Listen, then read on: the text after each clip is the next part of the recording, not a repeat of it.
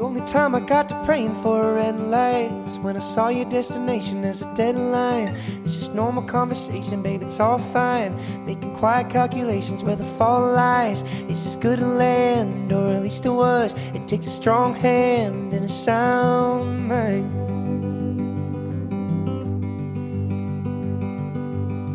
College kids are getting so young, ain't they? They're correcting all the grammar on a spray paint.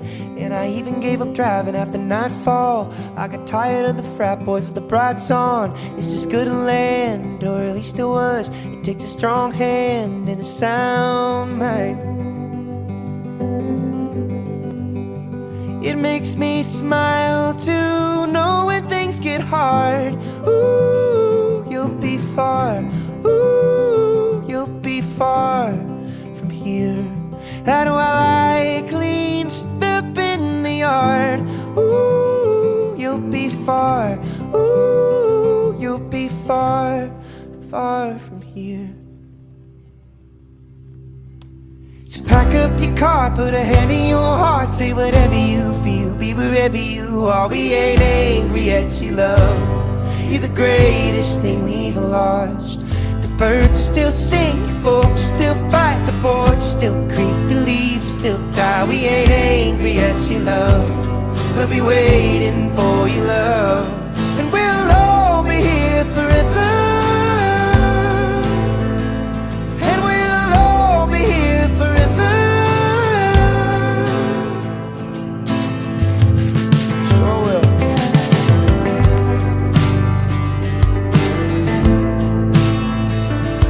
I really don't know where to begin because Louis Salomonsky was a great man. Great man. And I will tell you all that the city of Richmond will miss Louis. I met Louis through Tom Wolfe right here some years ago because when I decided I wanted to run for mayor, Tom said, you need to meet someone. He didn't tell me who I needed to meet, so I sit down at Max's on Broad, and then Louis Salomonsky is across from me. And you ever been somewhere when you've been outmatched? You know right away that you're in a room or in a space with someone who is far smarter, far greater than you are. And that's what Louis Salomonsky was. When I sat down there, I was shaking in my boots because he knew everything and everyone and all about the city of Richmond. And he supported me in my first campaign in my bid to become the mayor of the city. And here's the thing, everything that Louis did, even though he did it very well, and some loved him for it, and some did not like him for it, but he was great at what he did. And he did it with love for this city as well. And so I've been saying it regularly, and I'll say it again, we lost a giant in Louis Salomonsky, a true giant, an icon of this city, someone who Richmond was in his veins. And when I got the chance to go see him before he passed away,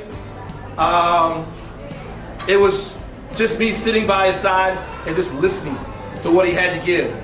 And it's my hope that all who ever touched him, ever had a chance to be around him, and you soaked up all that knowledge and all that wisdom that he had to give. Because it's a lot of love in that wisdom right there.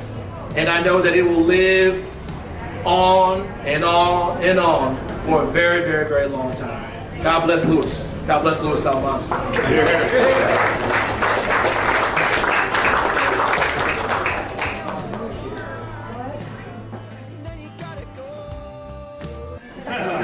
There was nothing he liked less than a large crowd of people, except he would look around and he would see opportunities for a deal. And so Louis, you wouldn't find him in the middle, you find him in a corner with somebody doing what Louis did. Louis and I got together 30 years ago, and I never would have thought that I would have been Louis Salomonsky. But we were both coming off of, in the development world, there's something called a near-death experience. We were both coming off of near-death experiences. And so we sat down, we had coffee a few times, and we told the stories about how we survived. There's a bonding to that because nobody knows what it's. There are a couple of bankers here. There were bankers that were after both of us at the time, but we got beyond that, and now we're good friends with them, wherever they are.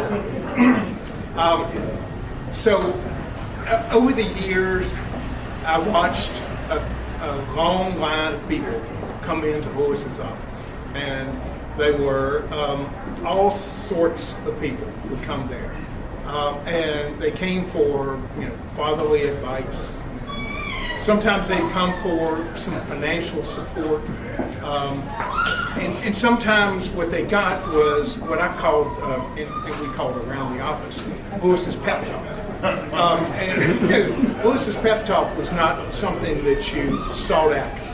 It was often the hard truth that you wouldn't normally get.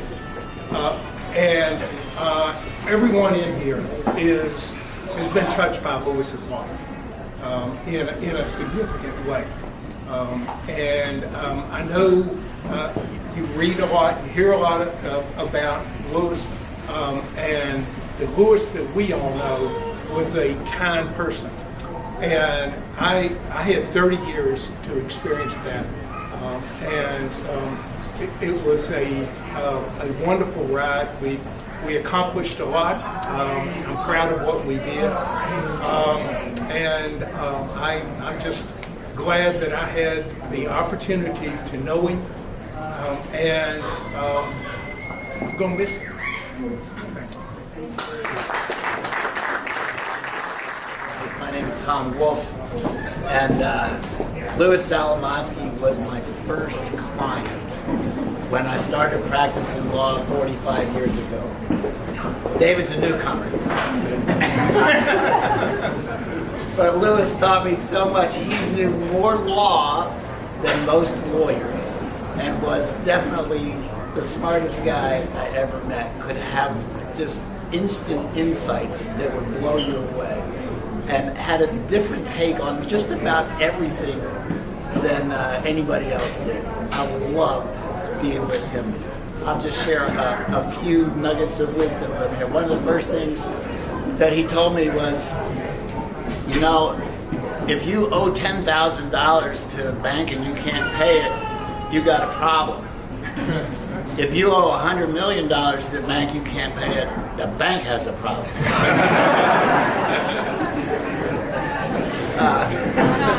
I remember walking into a restaurant on Broad Street with him once, and we were going to dinner, and the owner sees him and reads what he's doing, comes up, throws his arms around Louis, and looks at me and says, "My family prays for this man every day."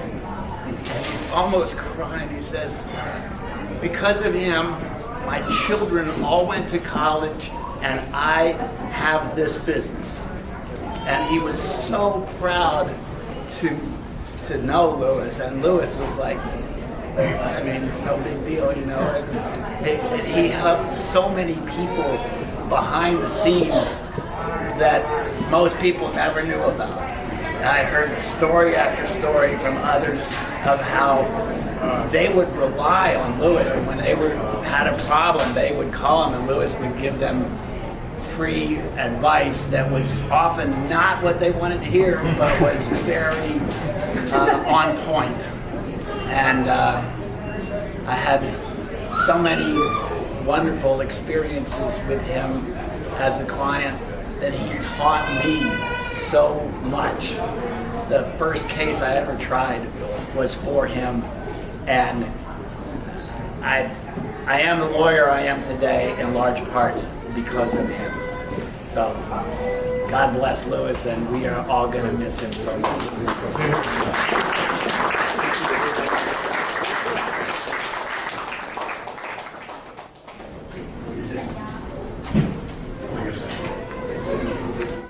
Good evening, everybody. My name is Hussam Sleem. I go by Mike. It's kind of hard to say Hussam. I'm one of his clients.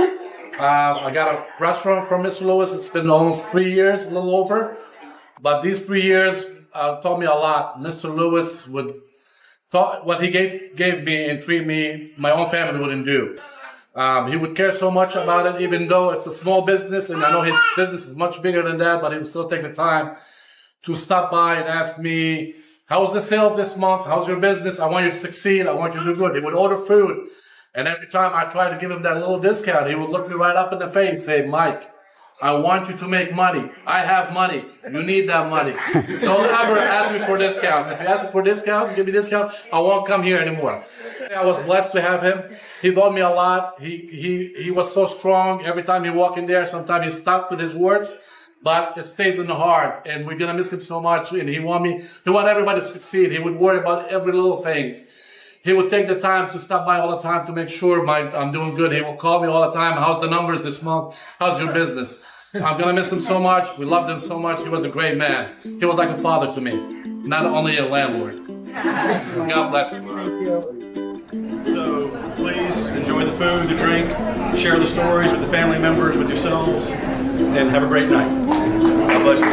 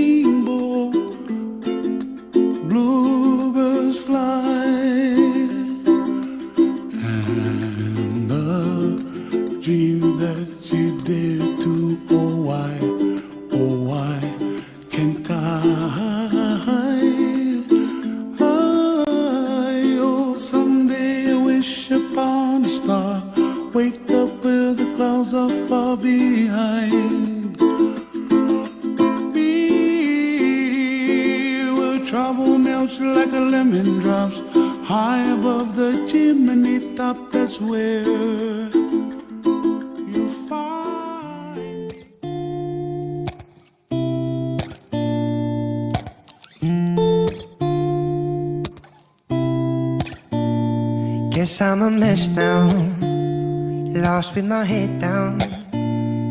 I haven't heard from you in weeks, you must have left town. I can't go back now, and all that I have now. All those feelings I felt, knowing that no one else can bring them back out. And I've been trying to find a silver lining, but I can't. Now that I can't hold you, I wish that I had tried to do more not to lose you. Now that I can't find you, because the second you left, boss and he paid me $25. And the lesson was, That's the Jew. sign your contract before you get the job. It's a good lesson.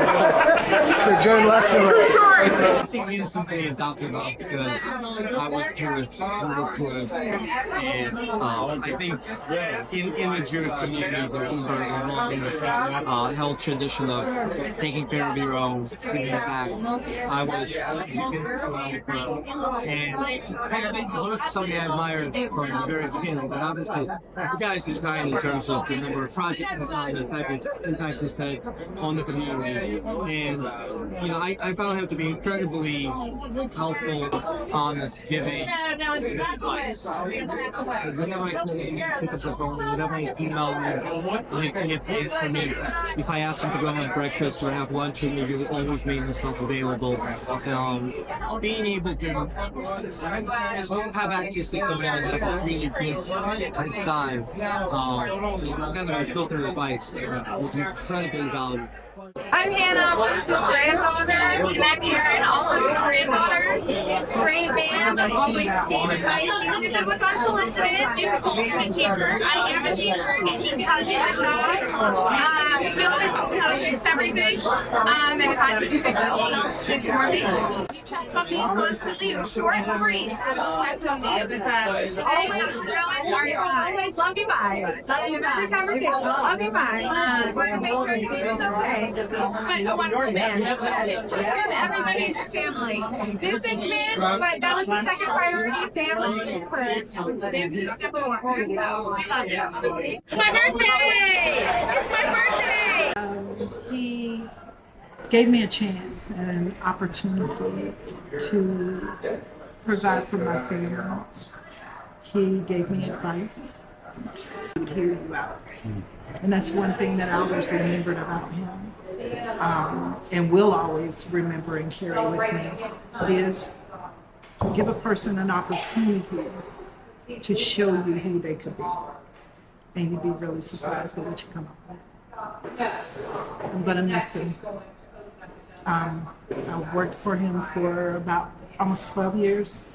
I always felt respected, and I was always pushed by him to go further. Lewis, to me, was an amazing man who cared about people. Definitely leaves a legacy. So as far as shoes, I'm not sure if anyone could fill those shoes. I think shoes like his are better left to be admired where they rest. So what I learned from my dad was humility. This guy could afford anything he wanted to, literally. And he drove around in a Buick, an old car, and he never turned anybody away. It didn't matter who you were or what you were. I've had people come up to me in real estate classes and say, "Oh yeah, your dad helped me do this, your dad helped me do that." And it really meant a lot to me to stay humble and to make sure that you never treat anybody any differently than you would anybody else. And he's an amazing human being. He'll be deeply missed. He was a kind person. He really was.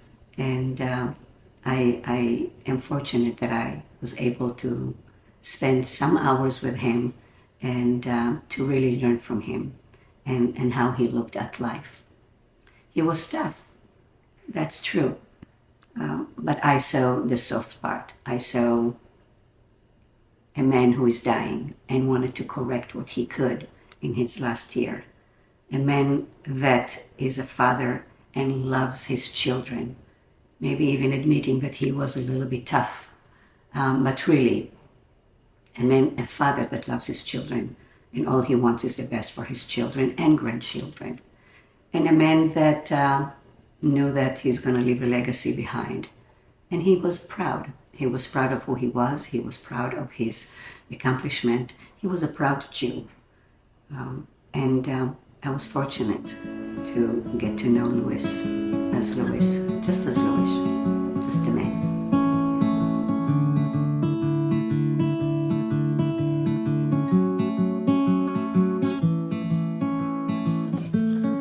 Honey, come over. The party's gone slower, and no one will tempt you. We know you got sober. There's orange juice in the kitchen. bought for the children. It's yours if you want it. We're just glad you could visit. Feels like I've been ready for you to come home for so long that I didn't think to ask you where you'd gone.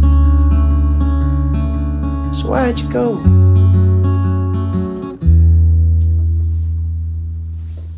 And you said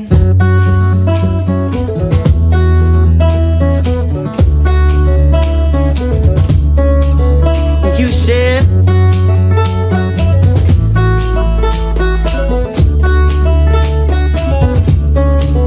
you said my heart has changed and my soul has changed and my heart that my face has changed and I haven't drank in 6 months on the dot. See the graves as you pass through from our crash back in '02. Not one nickel on your finger. You just asked me to hold you, but it made you a stranger and filled you with anger. Now I'm third in the lineup. Gee, Lord, and your Savior. Feels like I've been ready for you to come home so long that I didn't think to ask you why you'd gone. So why'd you go?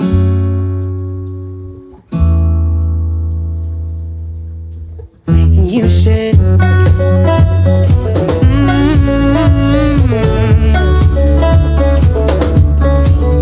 you said oh Lord, you said my heart has changed and my soul has changed and my heart that my life has changed, that this town had changed and you had not, that the world has changed. Don't you find it strange that you just went ahead and carried on? And you know I'd say the last time I drank I was face down, passed out there on your lawn. Are we all just crows to you now? Are we all just pulling you down? You didn't put those bones in the ground. You didn't put those bones in the ground.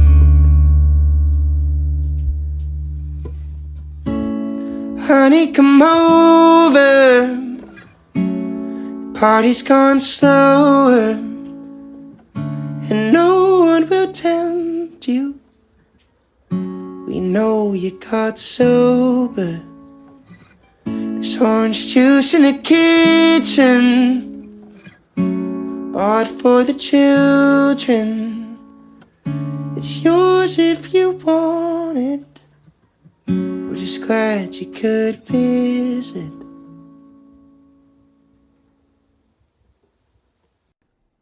You had to have thick skin to work for Lewis. They say that he would give pep talks, and pep talk wasn't a good thing. It was, but he always ended his pep talks with, I love you, you're doing great. So he mixed punishment with love.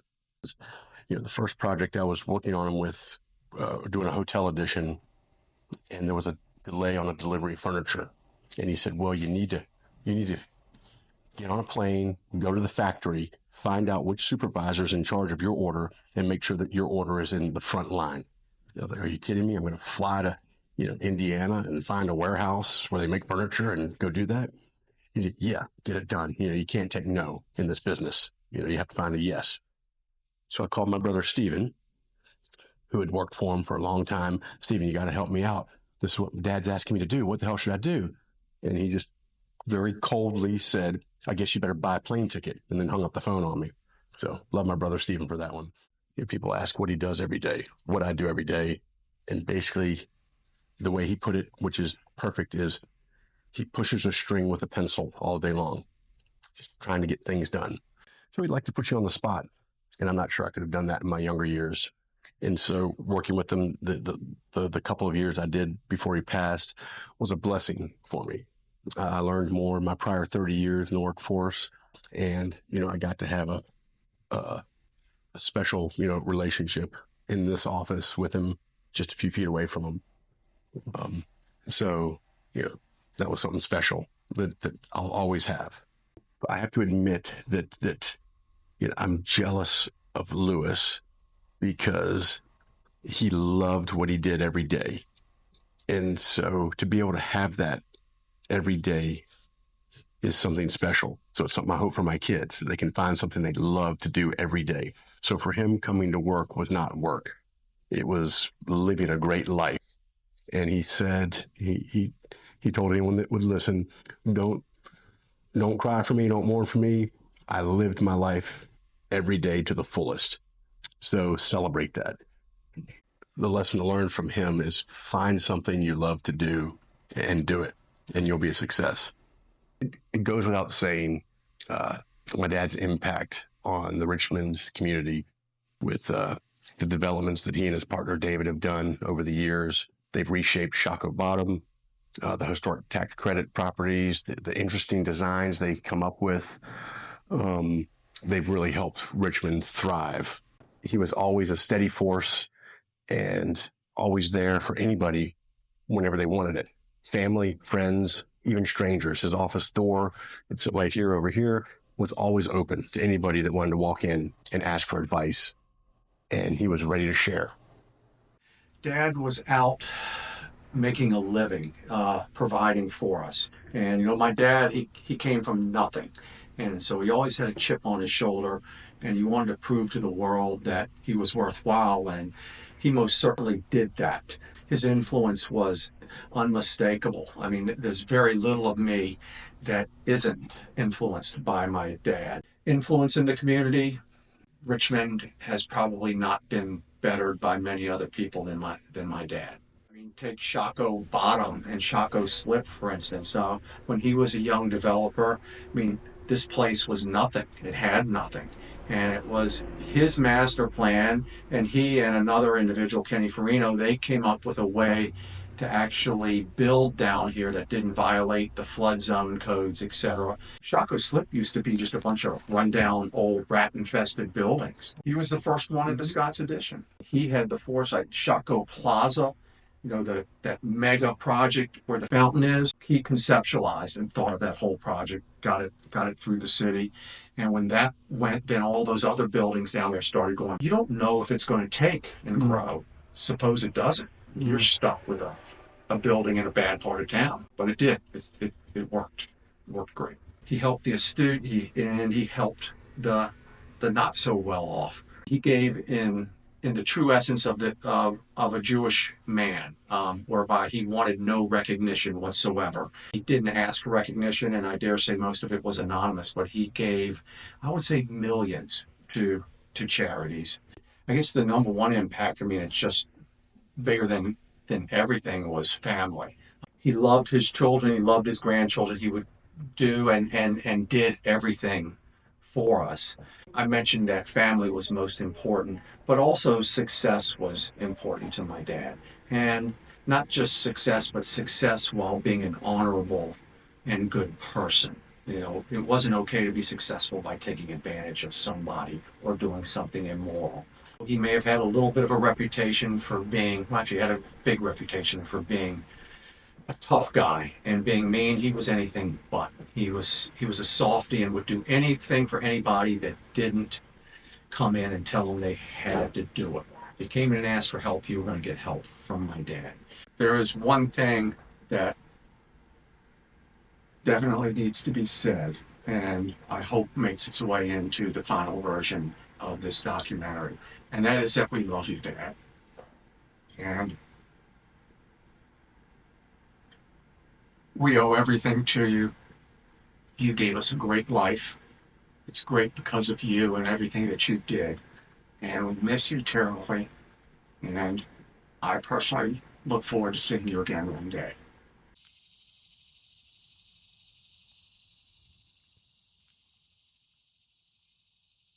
Help people find their way.